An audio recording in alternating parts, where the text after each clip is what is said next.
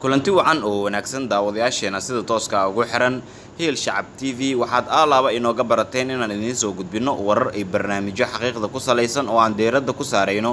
waxyaabo dadka ka qarsoona oo aan dooneyno in wax badan ay ka ogaadaan warbixinteena maanta waxaan deerada ku saareynaa Somaliland oo weli wada dhaqdhaqaaq ay heshiisyo kula galayso dalalka caalamka qaarkood iyadoo iminka uu soo baxayo dal hor leh oo Somaliland wada hadalo dhab ah la furay isla markaana doonaya in uu ka faa'iideysto deegaanada qaar ee Somaliland saldhig military inuu ka sameeysto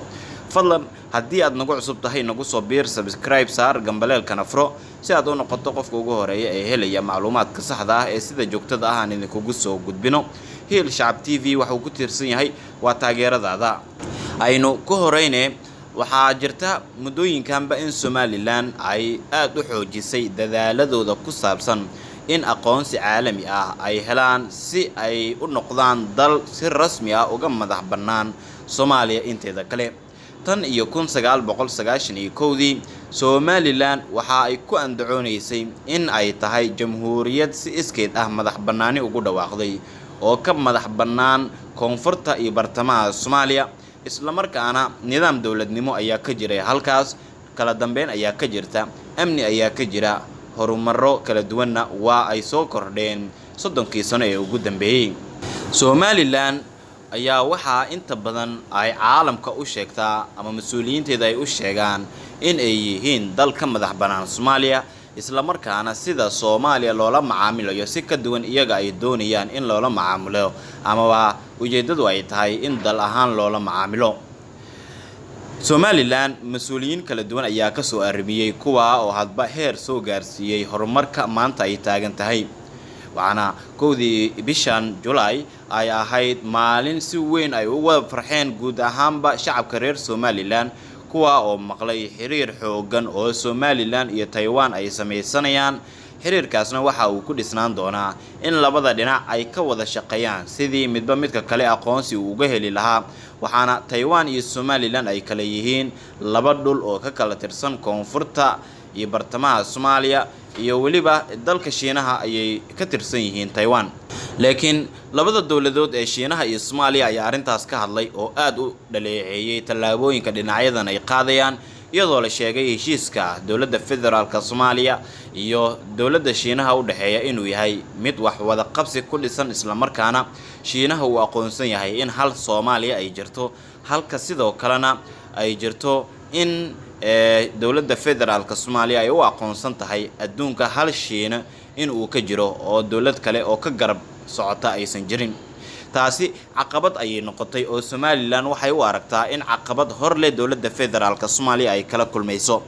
horay waxa u jiray in dawladda Ruushka ay si weyn u daneynayso dhulka xeebta Somaliland si halkaasi ay uga sameystaan fariisin military maadaama Shiinaha uu ku xoogan yahay dalka Djibouti isla markaana Ruushka waxa uu doonayaa in galaangal uu ku yeesho guud ahaanba siyaasadda qaaradda Afrika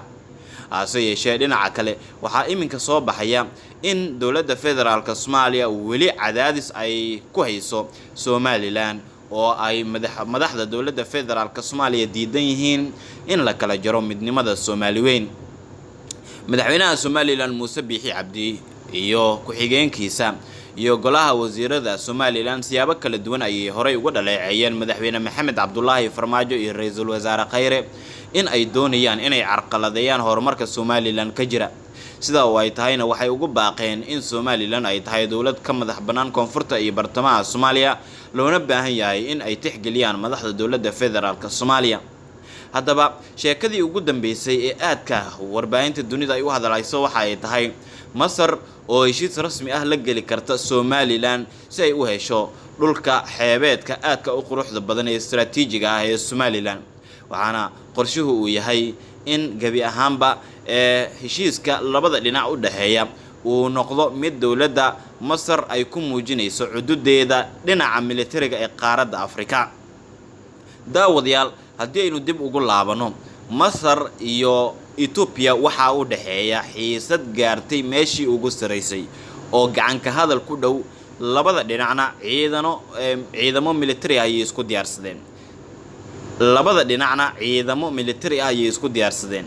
sidaa oo ay tahay waxaa daawadayaal jirta in dowladda Masar saraakiil sarsare oo ka socda ciidamadeeda militariga ay dhawaan yimaadeen Hargeysa ayna kala hadleen mas'uuliyiinta Somaliland in Masar ay ka caawinayso arrimo kala duwan oo muhiim u ah Somaliland sida daraadeedna ay codsanayso dowladda Masar in dhul xeebeedkaas ay fariisin ka hesho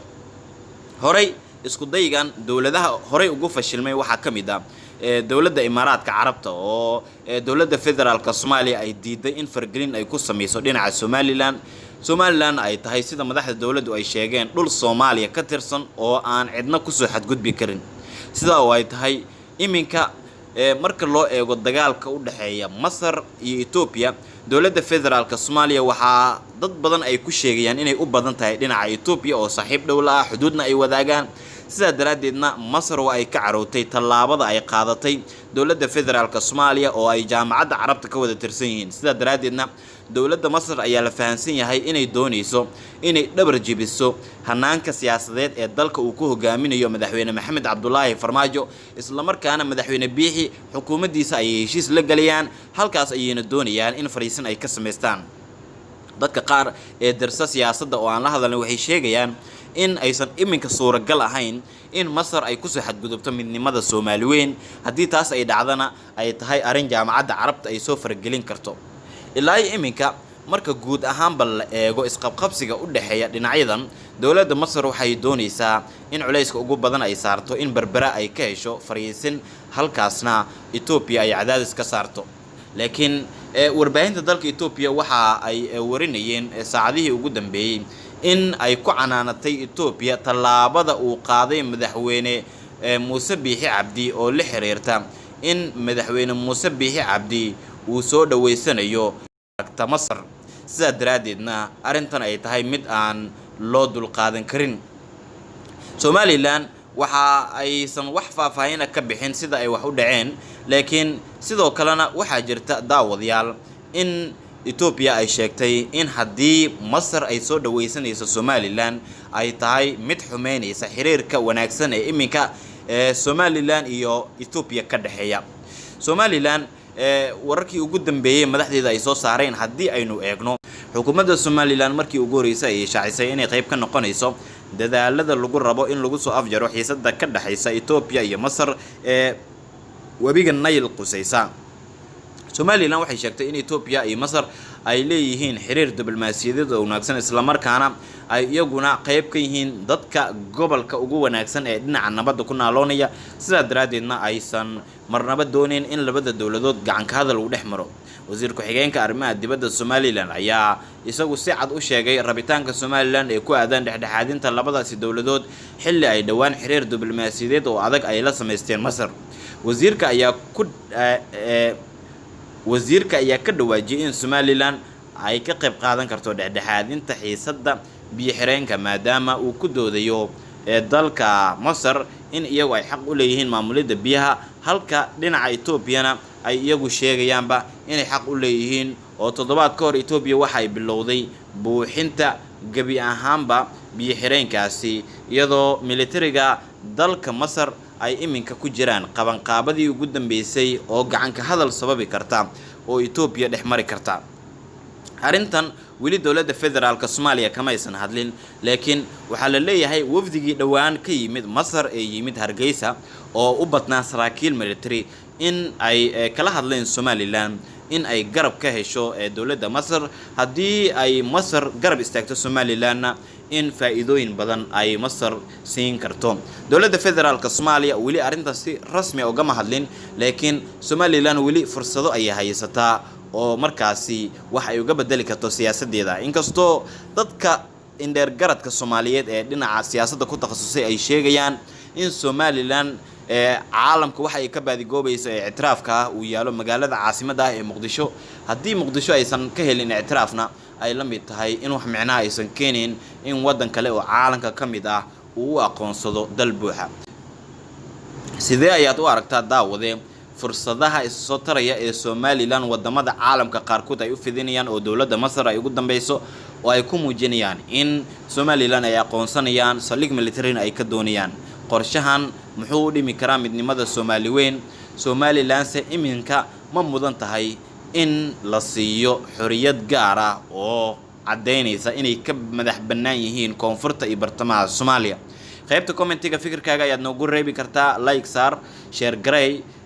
subscribe na inoo saar haddii aad nagu cusub tahay. mar walba waxaan ku tiirsanahay waa taageeradaada iyo dhiirigelintaada. Hiil Shacab TV ku xirnow si aad u hesho warar iyo barnaamijyo xaqiiqda ku salaysan. aad iyo aad ayaan kaaga mahadcelinaynaa daawashada warbixinada iyo wararka aan sida joogtada ah idinkugu soo gudbino.